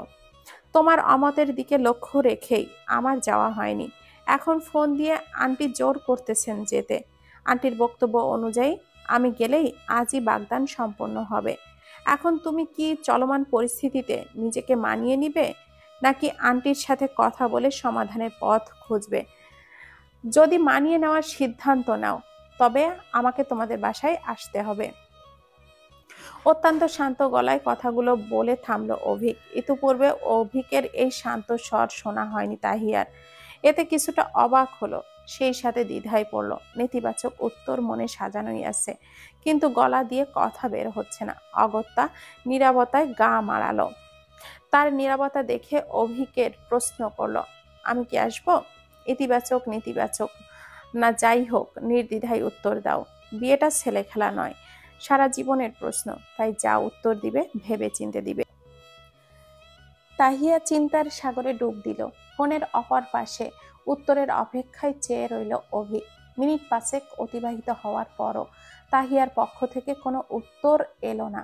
বিরক্তিতে ভুরু কুঁচকে এলো অভিকের। চোখের উপর শিরায় রাগের রেখা উঁকি দিল, কিন্তু এই মুহূর্তে কোনো প্রকার আক্রোশ প্রকাশ করতে চাইছে না সে। চাপা শ্বাস ফেলে রাগ সম্বরণ করলো। পরপর আলতো স্বরে বলল, are you ready to marry me? Answer me yes or no. পূর্বকার নিয়মে এবারও উত্তর দেওয়ার পরিবর্তে নীরবতার চাদরে স্বর ঢাকলো তাহিয়ার। রাগটা চট করে মাথায় চড়ে বসলো অভিকের। মস্তিষ্ক হয়ে গেল তপ্ত। খানিক আগের স্বাভাবিক চেহারাটা গাম্ভীর্যে রূপ নিল। তাহিয়ার নীরবতায় রাগটা ক্ষণে ক্ষণে বাড়ছে। নিয়ন্ত্রণ করা দায় হয়ে পড়ছে। রাগ নিয়ন্ত্রণের চেষ্টায় চাপ ডালির হলদেটে চোয়ালে আরেক হাত বুলালো। এই মুহূর্তে সে অফিস রুমে বসে আছে। তার ডেস্কের পাশে জানালা। অভিক ঘাড় ঘুরিয়ে বাইরে তাকালো। ইলশে গুড়ি বৃষ্টি হচ্ছে। বাংলা দিন পঞ্জিকায় কার্তিক মাস চলছে। হেমন্তকালে সাধারণত বৃষ্টি হয় না, কিন্তু অতীতের রেকর্ড ভেঙে আজ বৃষ্টি নেমেছে। বড্ড অবেলার বৃষ্টি। বৃষ্টি কন্যার আগমন টের না পাওয়া ছাড়া আর আনা হয়নি। তাহিয়ার পক্ষ থেকে ইতিবাচক উত্তর এলে এই বৃষ্টি মাথায় নিয়ে তাহিয়াদের বাসায় যেতে হবে। উত্তরটা তাড়াতাড়ি এলো ভালো, আর বৃষ্টির প্রকোপ বাড়লে কলেজ থেকে বের হওয়া দায় হবে। সূর্যটা ধূসর মেঘে ঢাকা। বেলা কত হলো বোঝা গেল না। অভিক অফিস রুমের দেওয়াল ঘড়িটায় সময় দেখলো দুপুর 12টা 7 বাজে। 12টা 15 ফার্স্ট ইয়ারের ক্লাস আছে তার। পরবর্তী ক্লাসের আগে তাহিয়ার সাথে আলাপ সেরে নিতে চাইছে অভিক। তাহিয়ার পক্ষ থেকে ইতিবাচক উত্তর এলে ডিপার্টমেন্টের হেডের থেকে ছুটি নিতে হবে। নিজের ক্লাসটা অন্যের কাঁধে তুলে দিয়ে বৃষ্টি মাথায় নিয়ে তাহিয়াদের বাসায় যেতে হবে। নেতিবাচক হলে ক্লাসে যাবে। সময় চলে যাচ্ছে, অথচ মেয়েটার উত্তর দেওয়ার কোনো লক্ষণ দেখা যাচ্ছে না। অভিক গম্ভীর গলায় বলল, আমি কি তোমার নীরবতাকে সম্মতি লক্ষণ ধরে নিব? উত্তর দাও তাহিয়া। আমাকে ছুটি নিতে হবে। অভিকের হঠাৎ ফোনের মস্তিষ্কের ভাবনাগুলো এলোমেলো হয়ে গেছে তাহিয়ার। চিরপরিচিত লেকচারারের বিয়ের বিষয়ক কথাবার্তা, লজ্জা, ভয়, অস্বস্তি সংমিশ্রণের ঘটল তার মাঝে। অভিকের প্রতিটি কথার উত্তর তার ভেতরে সাজানোই আছে। সাজানো উত্তরের সাথে অগোছানো কত কথাই না বলতে চাইছে, কিন্তু কথারা যেন আজ হরতাল ডেকেছে। গলা অবধি আসতেই তালগোল পাকিয়ে বিলীন হয়ে যাচ্ছে। হৃৎপিণ্ডটা অস্বাভাবিক গতিতে স্পন্দন করছে, হাত গায়ে কাঁপুনি ধরছে। স্নায়ুবিক দৈবল্যগ্রস্ততার কারণে উচ্চ রক্তচাপের পরিমাণ বাড়ছে, মাথার উপর ফুল স্পিডে ঘুরছে, তবুও দরদর করে ঘামছে সে। তাহিয়া হাজার প্রচেষ্টা চালালো বড় উত্তর না হলে ছোট করে উত্তর দিতে, কিন্তু গলা দিয়ে ছোট না উত্তরও বেরোলো না। একরাশ অস্বস্তি নিয়ে ফোনটা রেখে দিল। খানিক ভেবে কাপা কাপা হাতে কিছু একটা টাইপ করলো। তাহিয়া কলটা বিচ্ছিন্নতায় অনিশ্চয়তার সাগরে ডুব দিল অভিক। বিয়েটা কি মেয়েটার কাছে ছেলে খেলা মনে হচ্ছে? ও কি বিয়ের সংজ্ঞা জানে না? কাল অবনীর কাছে নির্দ্বিধায় কত কথা বলে গেল, অথচ আজ ছোট্ট করে হ্যাঁ অথবা না বলতে পারছে না। আশ্চর্য! এখন ধরে বেঁধে বিয়ে দিলে পরবর্তীতে এর পরিণতি শুভকার হবে বলে মনে হয় না। তাই যা বলার আগেই বলে দিক, বিয়ের পর আর ইতি উতি করার সুযোগ হবে না। রাগে চোয়ালটা শক্ত হয়ে এলো অভিকের। তাকে চিন্তামুক্ত করতে খানিক বাদে মেসেজ টোন বেজে উঠল। বার্তা খুলতেই দৃশ্যমান হলো দুটো বাক্য, I am not ready to for engagement now, I need time. তৎক্ষণাৎই বাইরের দিকে তাকালো অভিক। বৃষ্টির প্রকোপ বেশি। এই বৃষ্টিতে কাক ভেজা হয়ে তাহিয়াদের বাসায় যেতে হবে না ভেবেই স্বস্তির নিঃশ্বাস ফেলল। দ্বিধার সাগরে হাবুডুবু খাচ্ছিল বিগত সময় ধরে। মেয়েটার কুলে অনল, তবে উত্তর সে পেয়ে গেছে। তাহিয়ার উত্তর নেতিবাচক। মেয়েটা সরাসরি নিষেধ করতে পারেনি, পরোক্ষভাবে বলেছে। বুদ্ধিদীপ্ত অভিকের সেই কথা অজানা রইল না। অভিক খানিক ভেবে মায়ের নাম্বারে কল করলো। ফোনটা রিসিভ হতেই সেখানকার অবস্থান জেনে তাহিয়ার সময় চাওয়ার কথা বলল। নিজের মতামত প্রত্যক্ষভাবে প্রকাশ করলো না সে, এতে মা কষ্ট পাবেন। সূক্ষ্মভাবে কথা ঘুরিয়ে বলল, মা, তোমার কি মনে হয় তাহিয়ার আপত্তি থাকা সত্ত্বেও আমরা ওকে আংটি পরানো ঠিক হবে?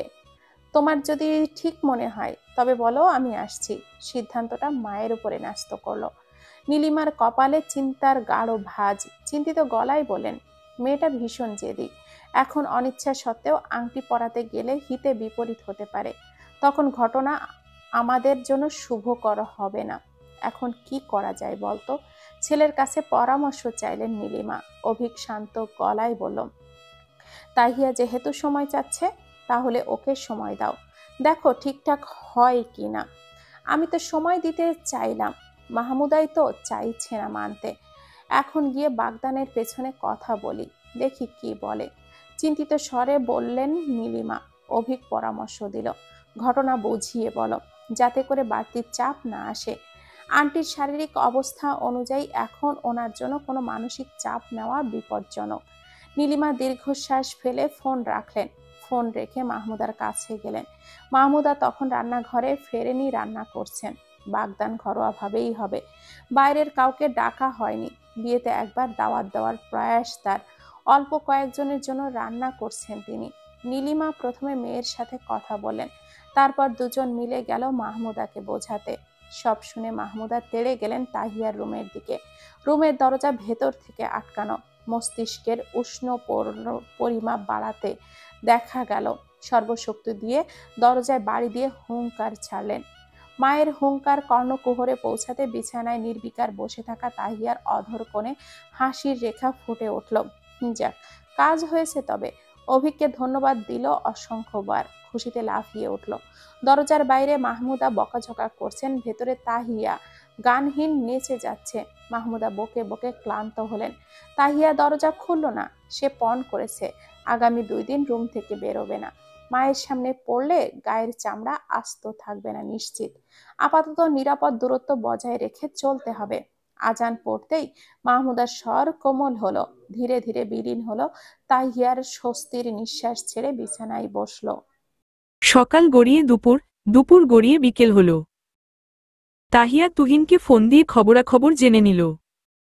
অবনীরা খানিক আগেই চলে গিয়েছে। তারা যাওয়ার পর থেকে মাহমুদা দরজা আটকে বসে আছেন। সারাদিন কিছু খাওয়া হয়নি। খিদেতে পেটে টান পড়েছে, এখন কিছু না খেলেই নয়।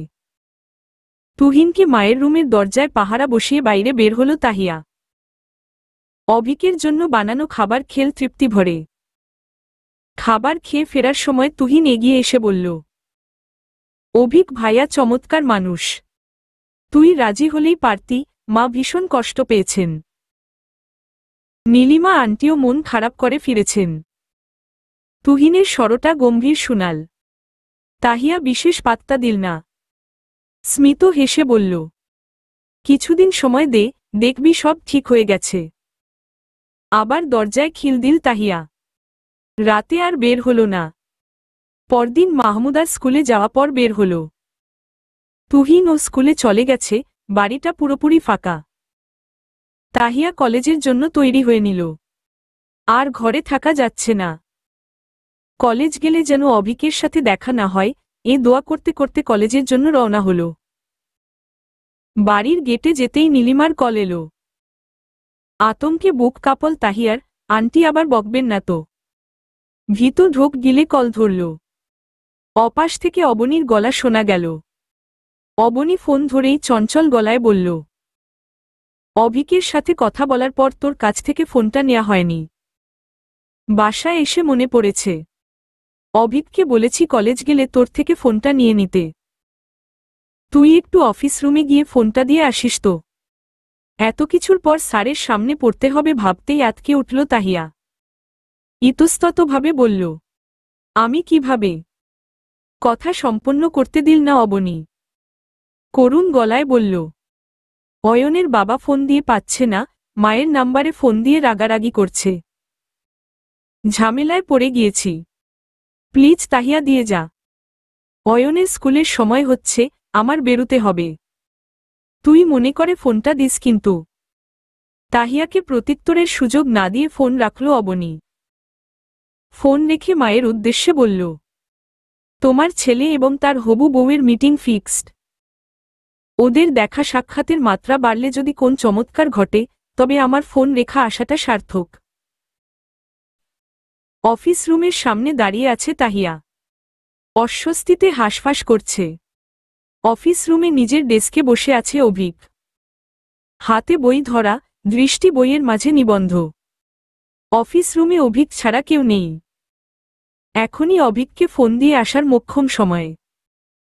এমন ভাবনা থেকে কাপা হাতে দরজায় কড়া নাড়ল। বই থেকে চোখ তুলে দরজায় তাকালো অভিক।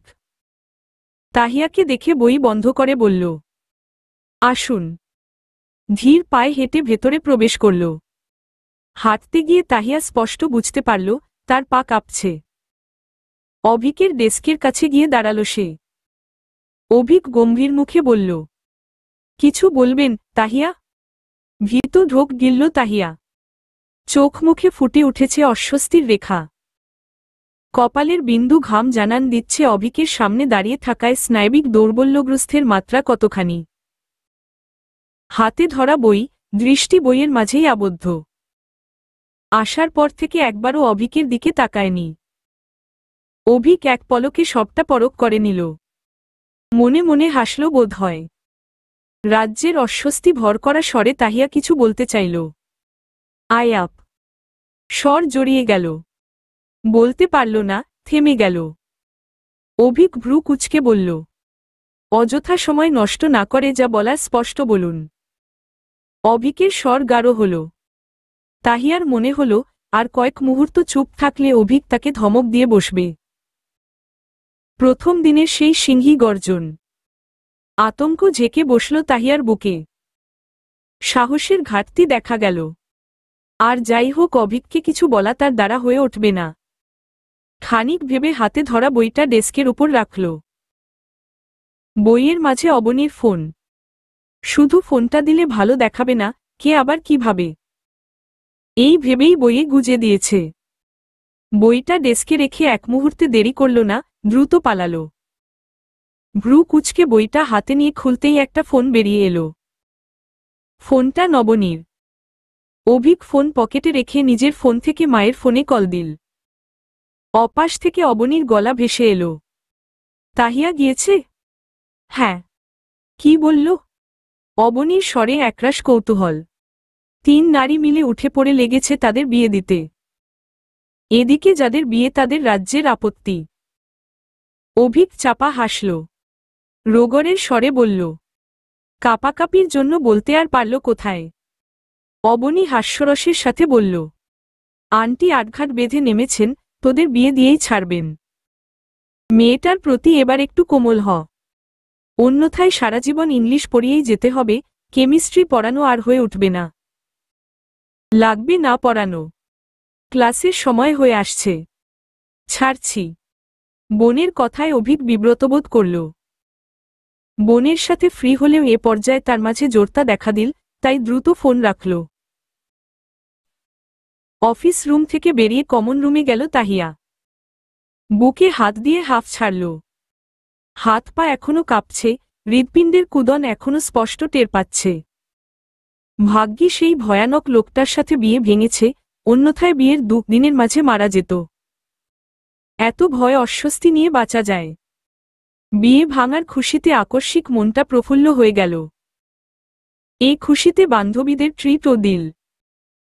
সারাবেলা ঘুরে বিকেলে বাসায় ফিরল। কলিং বেল চাপানোর পর মাহমুদা এসে দরজা খুলে দিলেন। মাকে দেখে প্রাণবন্ত হাসল তাহিয়া। মাহমুদা না দেখার ভান করে সোজা ঘরে চলে গেলেন। চোখে মুখে বিস্ময়ের আভা মাখিয়ে ভ্রু কুচকাল তাহিয়া। অন্যদিন দরজা খুলেই হাসি মুখে চায়ের আহ্বান করে। আজ সেটাও করল না। কালকের ঘটনার জন্য বকলও না। হলোটা কি? রেগে আছে বোধ হয়।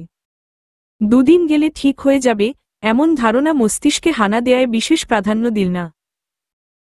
তাহিয়ার ধারণাকে ভ্রান্ত প্রমাণ করে 2 দিন অতিবাহিত হওয়ার পর ও মাহমুদা স্বাভাবিক হলেন না।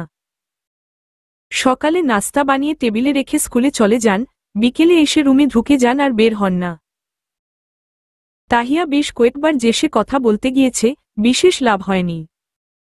এই তো আজ বিকেলে স্কুল থেকে বাসায় ফেরার পর তাহিয়ার সাথে দেখা হলো মাহমুদার। মাকে দেখে তাহিয়া প্রসন্ন হেসে বলল, চা খাবে মা? আমি চা বানিয়ে আনি?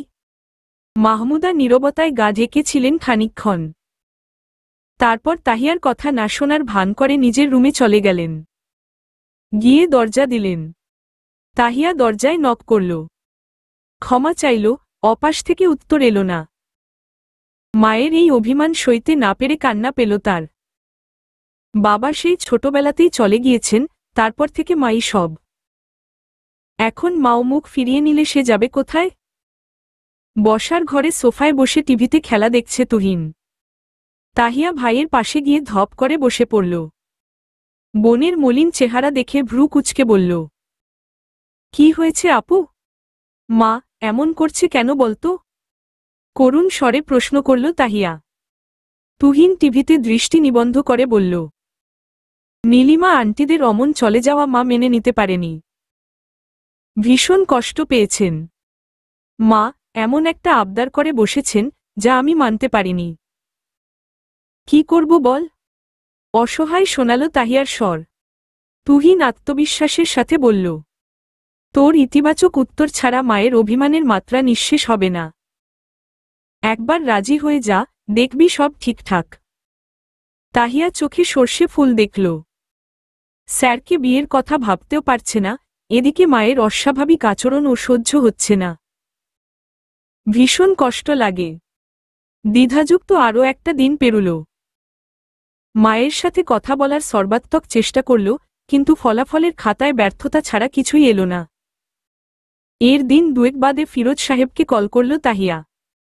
উদ্দেশ্য, মাকে একটু বুঝানো না।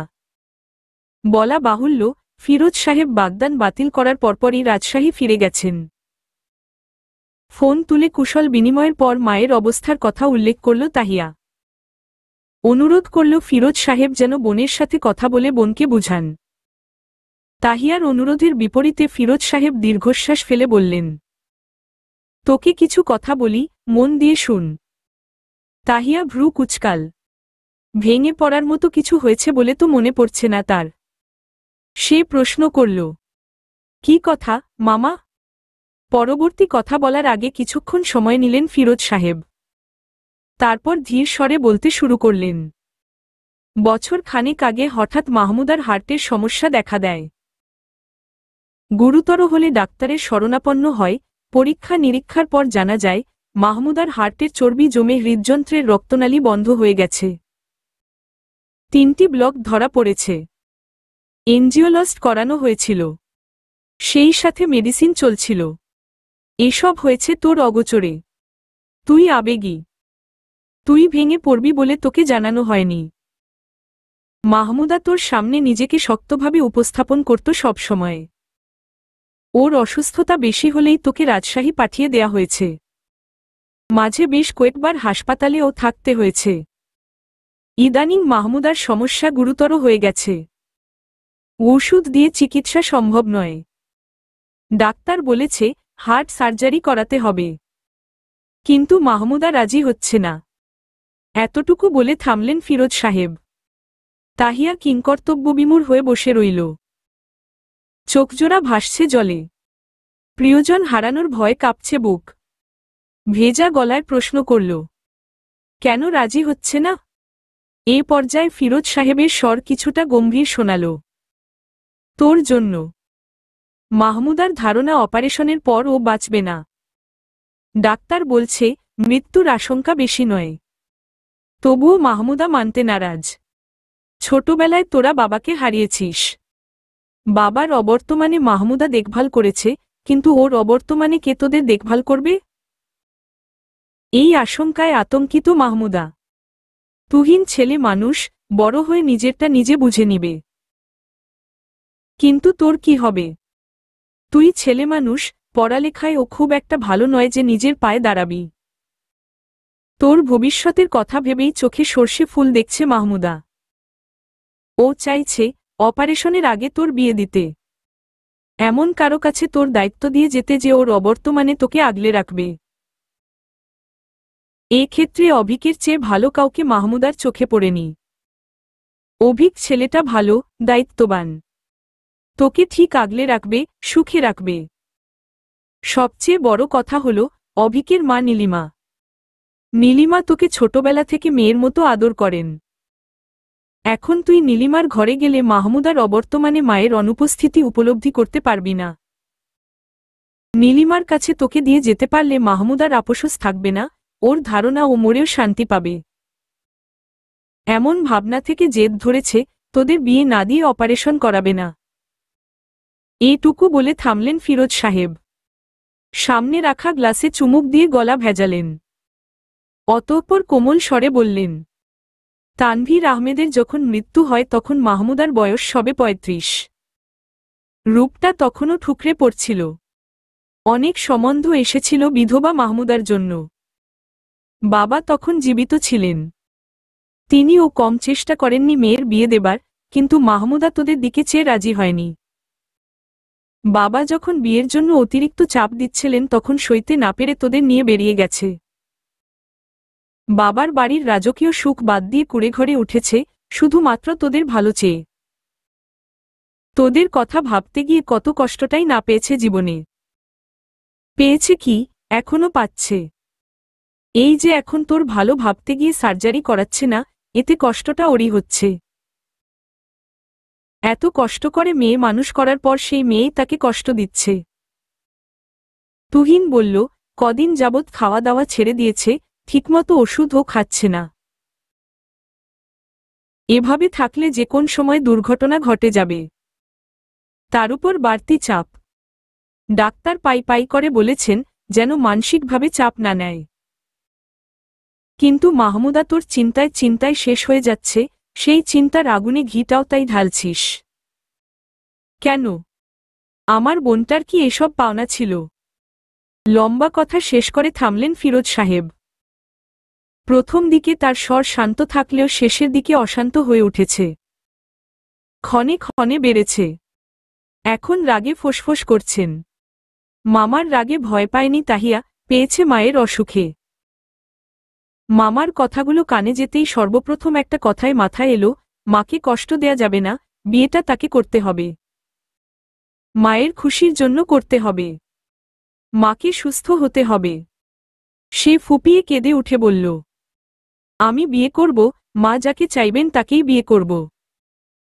তুমি নীলিমা আন্টিকে বলে দাও, সেই সাথে মায়ের সার্জারির ব্যবস্থা করো। আমার জন্য মায়ের কোন ক্ষতি হতে দিব না। ফিরোজ সাহেবের চেহারার রং বদলে গেল আকস্মিক। খুশিতে চোখ মুখ চকচক করে উঠল। খুশি মনেই জিজ্ঞেস করলেন, ভেবে চিনতে বলছিস তো? হ্যাঁ, তুমি মাকেও বলে দিও। খুশির খবরটা তুই দিস মাহমুদাকে। আমি দিলে কিছু আন্দাজ করতে পারবে। মাহমুদা কোনভাবেই চায় না তুই এখন ওর অসুস্থতার কথা জেনে যাস। তুই কান্নাকাটি করবি, ভেঙে পড়বি, ও এসব সহ্য করতে পারবে না। তুই মাহমুদাকে জানতে দিস না তুই যে সব জেনে গিয়েছিস। একটু গম্ভীরভাবে বলিস, একবারে নরম হয়ে যাস না। কান্নার জন্য উত্তর দিতে পারল না তাহিয়া। ফোন রেখে দিল। ফোন রেখে কান্নায় ভেঙে পড়ল। একরাশ অনুতাপ, হারানোর ভয়ে এসে হানা দিল। ইচ্ছে করল তৎক্ষণাৎ গিয়ে মাকে জড়িয়ে ধরতে, কিন্তু পাছে নামাটের পেয়ে যান, এই ভয়ে যেতে পারল না। চোখ জোড়াকে জলপ্রপাতের রূপ দিয়ে রুমেই রইল। গভীর রাতে সবাই ঘুমিয়ে যাওয়ার পর পা টিপে টিপে মায়ের রুমে গেল। মায়ের পায়ের কাছে বসে নিঃশব্দে কাঁদল কিছুক্ষণ। তারপর ফিরে এলো। সকালে নিজেকে যথেষ্ট স্বাভাবিক রেখে মায়ের কাছে গিয়ে বলল, মা, আমি যদি বিয়েতে রাজি হই, তবে কি তুমি আমার সাথে কথা বলবে?